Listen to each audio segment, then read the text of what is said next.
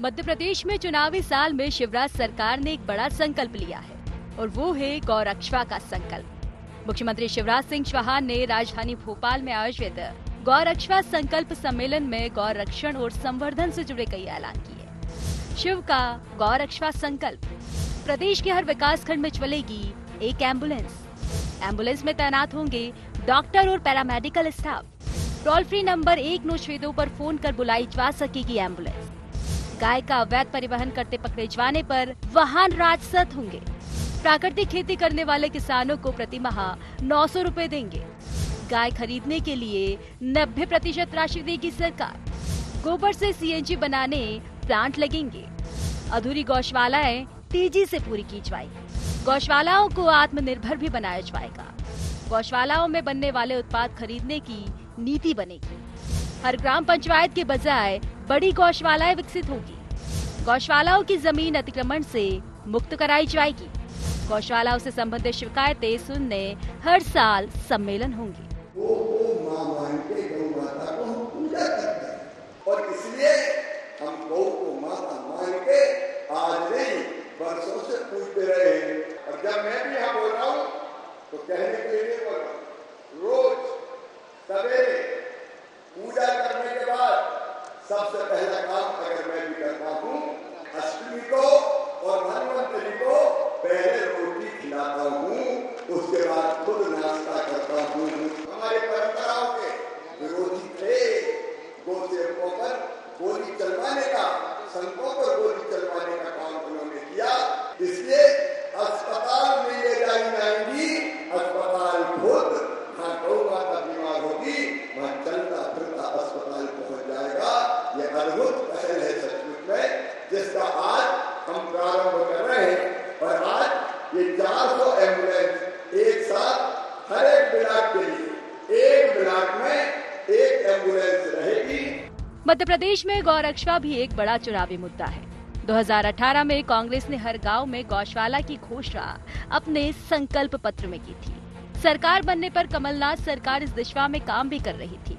कांग्रेस का कहना है कि शिवराज सरकार को पहले गौवंश का ख्याल नहीं आया। अब कमलनाथ की देखा देखी गौवंश की रक्षा के लिए बड़ी बड़ी बातें कही जा रही है। ये 20 साल से समझ में नहीं आई। सरकार 20 साल से है, फिर अभी दूसरी बार जो कमलनाथ की सरकार गिराई उसको भी 3.5 साल हो गए, तब समझ में नहीं आई। अब चुनाव आ गया तो गौ माता हो गई। कमलनाथ जी की सरकार में 20 रुपए गौ माता को मिलते थे, चारे के लिए स्वीकृत था। इनने उसको 3 रुपए कर दिया। 1000 गौशालाएं बनी उस समय।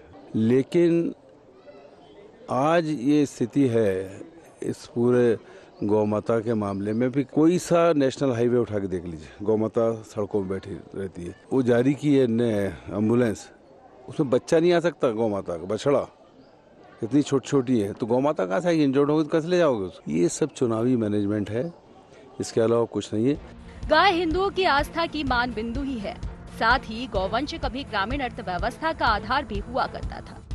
गौवंश के नस्ल सुधार से दुग्ध उत्पादन बढ़ाने के साथ गौमूत्र गोबर से जैविक खेती को बढ़ावा दिया जा सकता है।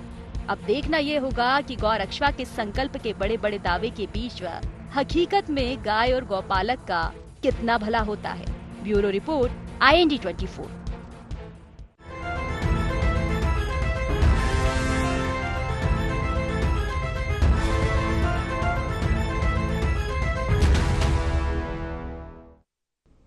नमस्कार, IND एजेंडा शिव का गौरक्षा संकल्प में आपका स्वागत है। मैं हूं राजेश सक्सेना। आज इसी मसले पर चर्चा करेंगे, बातचीत करेंगे, लेकिन चर्चा शुरू करें उससे पहले देख लेते हैं एजेंडा पॉइंट्स। शिवराज की गौरक्षा नीति से होगा गौवंश का कितना भला? गौरक्षा नीति से कितनी प्रभावित होगी चुनावी राजनीति? शिवराज और कमलनाथ में किसकी गौरक्षा नीति बेहतर, यह भी सवाल। और मध्य प्रदेश में चुनाव के पहले ही क्यों जागती है सियासत में गौ भक्ति?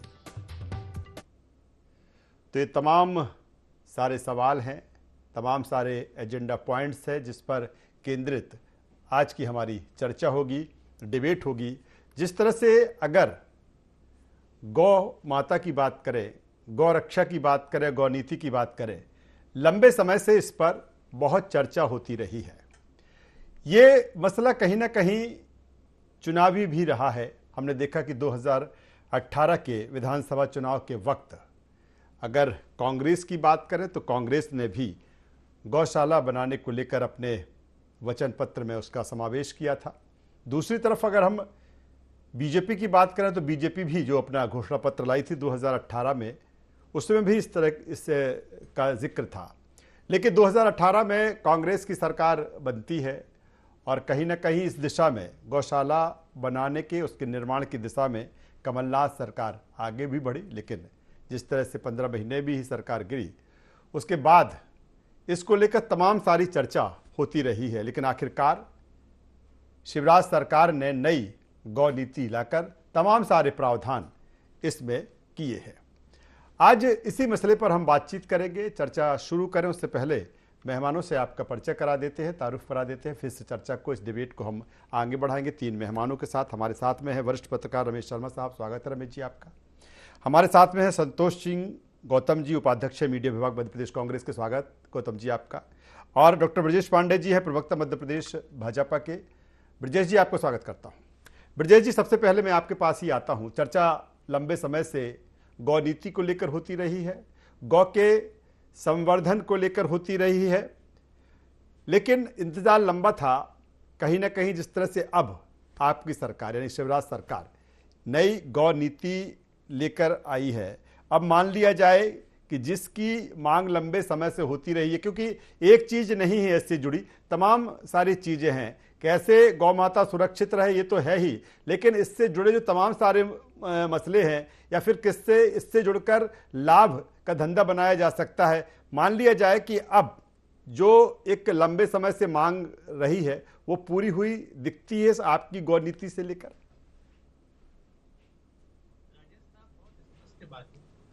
जब से भारतीय जनता पार्टी की स्थापना हुई, तब से भारतीय जनता पार्टी की सरकार ने इस देश के अंदर जो अपना दृष्टिकोण रखा वो मर्यादा पुरुषोत्तम प्रभु श्री राम के बारे में, पवित्र मोक्षदायिनी नदी गंगा के बारे में और गौ माता की। भारतीय जनता पार्टी की रीति नीति हमेशा स्पष्ट चली। गौ संरक्षण संवर्धन के लिए और उसके विस्तारण के लिए प्रदेश की भारतीय जनता पार्टी सरकार और उसके प्रदेश के मुखिया माननीय शिवराज सिंह चौहान जी हमेशा संवेदनशील रहे और उसी कड़ी में उन्होंने 1962 नंबर के एम्बुलेंस चालू करने की घोषणा की। हम समझते हैं कि जितने भी गौपालक केंद्र हैं, जहाँ पे भी जिस स्तर में भी थे, संभागीय मुख्यालय में थे, जिला मुख्यालय में थे, उनकी स्थिति बढ़ाई गई है, क्योंकि वो किसी एक पार्टी, एक व्यक्ति का कार्य नहीं, ये समाज के हर व्यक्ति का कार्य है और इसमें समाज के हर व्यक्ति की सक्रिय भूमिका होनी चाहिए और सहभागिता होनी चाहिए।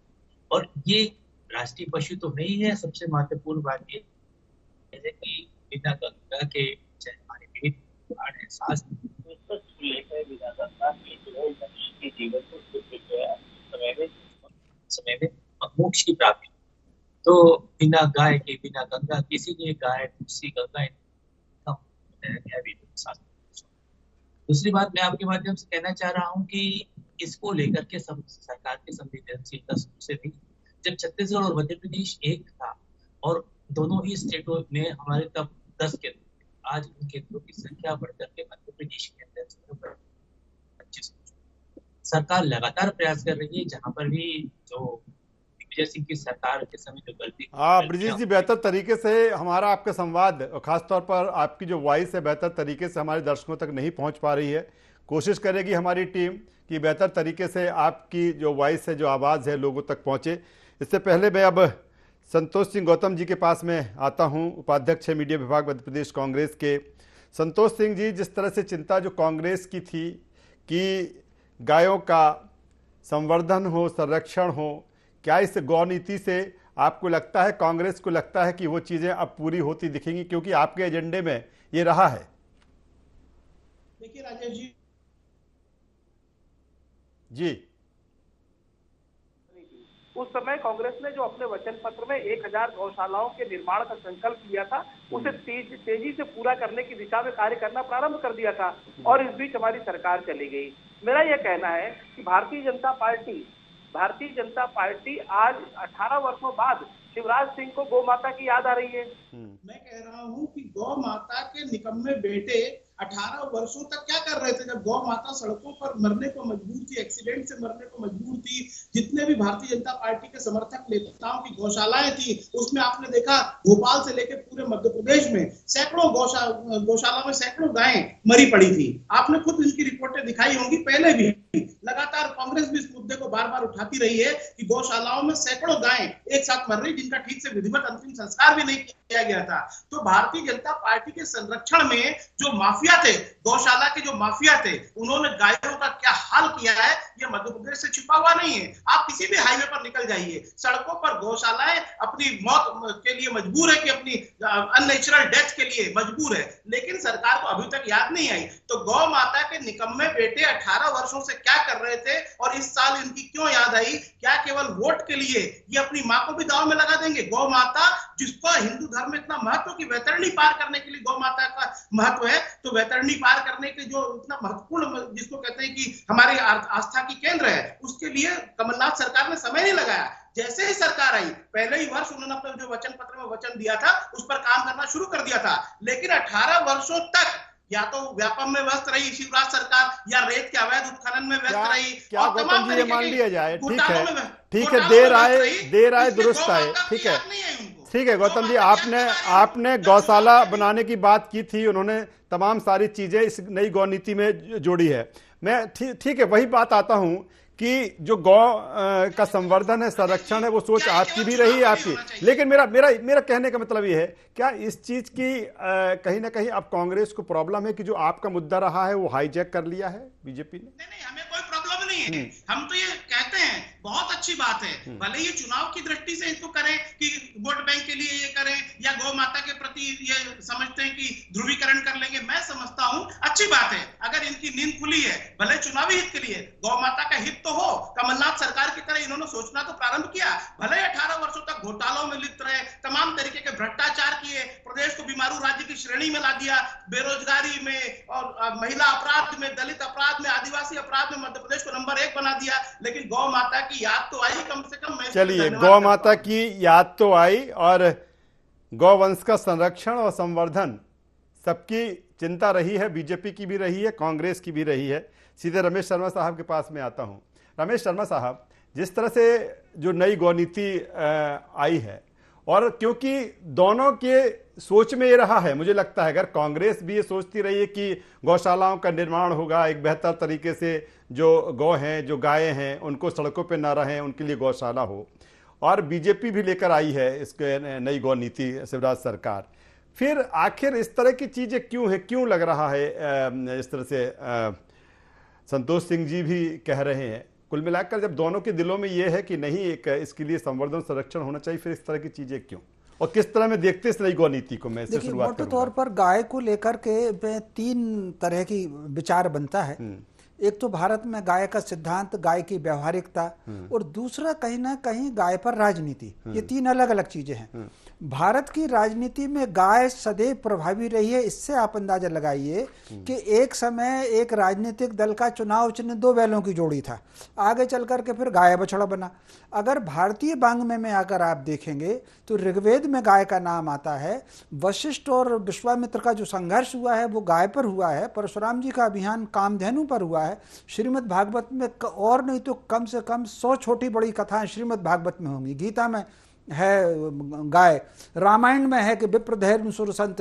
तो गाय भारतीय संस्कृति में बहुत प्रभावी रही है, इसलिए राजनीतिक दल लेते हैं। मैं नीतिगत तरीके से कांग्रेस और भाजपा दोनों की आलोचना नहीं करूंगा। नीतिगत तरीके से कांग्रेस ने भी योजनाएं बनाई हैं, भाजपा ने भी योजनाएं बनाई हैं, लेकिन क्रियान्वयन के तरीके से मैं भाजपा और कांग्रेस दोनों को कहीं ना कहीं मेरे मन में प्रश्न उठता है।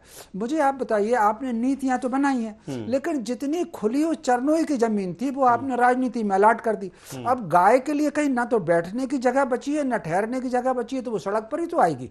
इसके अलावा दूसरी एक और जो विशेष बात हुई है, मीडिया के प्रचार में, विज्ञापनों में जितना वो डिब्बा बंद दूध का प्रचार होता है, उस प्रकार कहीं ना कहीं गाय हमारे यहाँ के किसान के घर से भी कहीं ना कहीं वो बेदखल होती चली जा रही है। अगर सरकारों को अलग कर दिया जाए, क्योंकि भगवान जी की कृपा से मेरे यहाँ खेती रही है, गायें रही है मेरे यहाँ एक जमाने में गाँव में, तो अगर केवल 5 गाय हैं वो एक परिवार का पालन पोषण कर सकती हैं।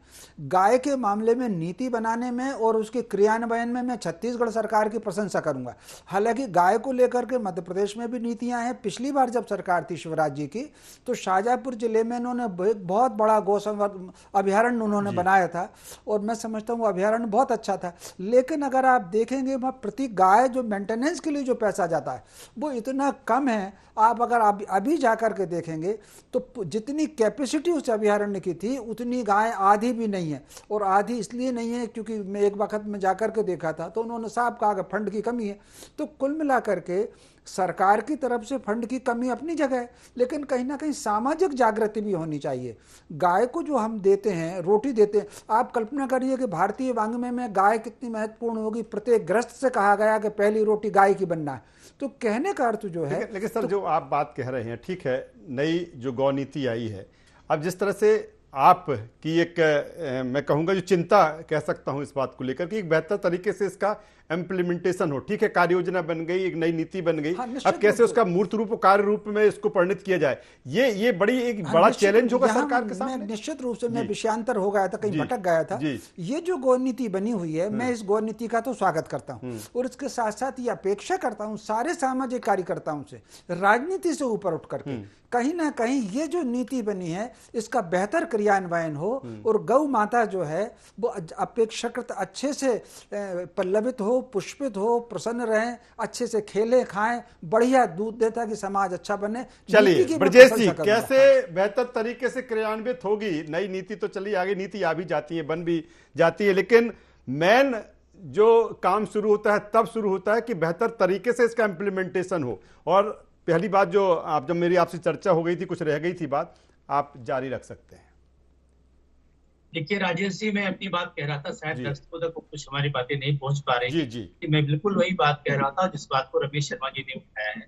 इन्हें कहा दिग्विजय सिंह के कार्यकाल में दिग्विजय सिंह ने कांग्रेस के चापलूस चर्चा दरबारियों को अपने चरणों की भूमि लाट कर दिया। एक बहुत बड़ा घोटाला था जहाँ पे गाय चारागाह के लिए चलने के लिए जाया करती थी, गायों के लिए भूसा चारे की जो व्यवस्था हुआ करती थी, कांग्रेस सरकार ने उसको टूटल कर दिया। कमलनाथ जब आए तो वचन पत्र में बड़ी लंबी चौड़ी बातें लेकर के आए कि हम ऐसा करेंगे, हम वैसा करेंगे, गौ अभ्यारण्य बनाएंगे। किसी मध्य प्रदेश में कहीं भी उन्होंने गौ अभ्यारण्य नहीं बनाया। हमने आपसे वही कहा, जब छत्तीसगढ़ और मध्य प्रदेश हुआ करता था तो हमारे पास 10 इस तरह के गौशाला संरक्षण के 10 के तो क्या 25 के। मध्य प्रदेश की सरकार लगातार इतना प्रयास कर रही है और वो भूमि जहाँ पर गायों के लिए चारे की व्यवस्था हो, गांव के अंचल की भूमि, क्योंकि बहुत सी चीजें हमारे छत्तीसगढ़ में जाने के बाद बहुत सा हिस्सा चला गया जो जहाँ पे गाय चरा करती। तो हम समझते हैं इन सब चीजों को लेकर के अगर शिवराज सिंह की सरकार पहल कर रही है और इसमें जो लोग भी गौ संरक्षण संवर्धन के साथ जरा सा भी खिलवाड़ करते नजर आएंगे या जो भी गौवंश की प्रकरण जिन पर बनेगा उनको 7 साल की सजा का प्रावधान बनाया है। सरकार, एक अच्छा शासक वही होता है, रमेश शर्मा जी भी कह रहे थे, तो बड़ा प्रशासक होता है। शिवराज सिंह जी की ये छवि जनता के सामने आई। कमलनाथ जी की सरकार की छवि एक मैनेजमेंट के रूप में सामने आई थी कि मैनेज कर सकते हैं, लेकिन वो मैनेज ही नहीं कर पाए, सरकार ही नहीं चला पाए। 18 महीने बाद की सरकार के थे। इसके साथ साथ प्राकृतिक खेती को जो नेचुरल ऑर्गन्स है उसको लेकर के हमारी सरकार संवेदनशील है। 22,000 किसानों को उसमें जोड़ा गया है। और इसके साथ साथ आप देखिए कि आदिवासी समाज के लोग, जो हमारे कृषक समाज में आदिवासी समाज, वो भी गाय खरीदने के लिए आगे आ रहे हैं। सरकार को 90-99% जो है बैंक से सुविधाएं मुहैया करा रही है। और सबसे बड़ी बात यह है कि जो गौशाला है उसके लिए सरकार ने अपने वादे में कहा है कि 1,000 रुपए की बिल भी माफ करेंगे। इससे समाज के लोग, स्वयंसेवी संस्थाएं, सबसे महत्वपूर्ण बात है जहाँ पे भी इस तरह गौपालक होते हैं, गौपालक के अलावा जो समाज में स्वयंसेवी संस्थाएं होती हैं, एनजीओ जो होते हैं, वो इसमें बड़ी सक्रिय भूमिका निभाते हैं। मध्य प्रदेश की राजधानी रीवा में सेवरिया में गौशाला का एक बहुत बड़ा अभ्यारण्य बनाया था राजेश शुक्ला जी ने। उसकी स्ट्रेंथ बढ़कर के 5,000 हो गई। हम समझते हैं कि आदिवासी अंचल की जो भी गायें जिनके पालक उनको नहीं पाल पाते किसी भी कारण, वो भी वहाँ पे आती हैं, उनको चारे की, भूसे की, उनको पोषण की व्यवस्था की जाती है। ये एक अच्छी पहल है। इस तरह से भिंड में प्रयास किया गया है। और जो भी चीजें हैं, चाहे वो कंपोजिट की बात हो, चाहे जैविक खाद की बात हो, चाहे उद्यानिकी की बात हो, और सरकार ने जो आज आदेश किया है उसमें नगर प्रशासन विभाग को, महिला बाल विकास विभाग को और विभागों को जिसका भी जहाँ से भी इन्वॉल्वमेंट है, रूरल सेक्टर में, ग्रामीण क्षेत्र में, उन सबको यह भी निर्देशित किया है कि इस क्षेत्र में जो भी लोग या जो भी स्वयंसेवी लोग आगे आना चाहते हैं उनको आप मदद करें, उनको आगे चलिए, बढ़ाएं। तमाम सारे प्रावधान है और चूंकि गौ नीति आई है और इसको भी देखना हो किस तरह की चीजें हैं। समाज का हर व्यक्ति चलिए, संतोष सिंह गौतम जी के पास में आ जाता चेतना हूँ। जागृत करे। चलिए, हर संतोष किसी का सिंह गौतम जी, गुणगान ठीक है, करता आप जो आगे बात आते कह हैं, रहे ऐसा थे, बात है। चुनावी साल में ये गौ नीति आई है या चुनावी साल में जब कम वक्त बचा है तब चिंता की गई है, लेकिन तमाम सारी चीज़ें गौतम जी जो इसमें हैं कि तकरीबन 406 जो एम्बुलेंस लेकर के अगर कोई जो चिंता थी कांग्रेस की कहीं ना कहीं कि सड़कों पे जो गायें बैठती थी, एक्सीडेंट होती थी, दुर्घटना, तो लेकिन अब इन चीज़ों से तो निजात मिलेगी ना गौतम जी?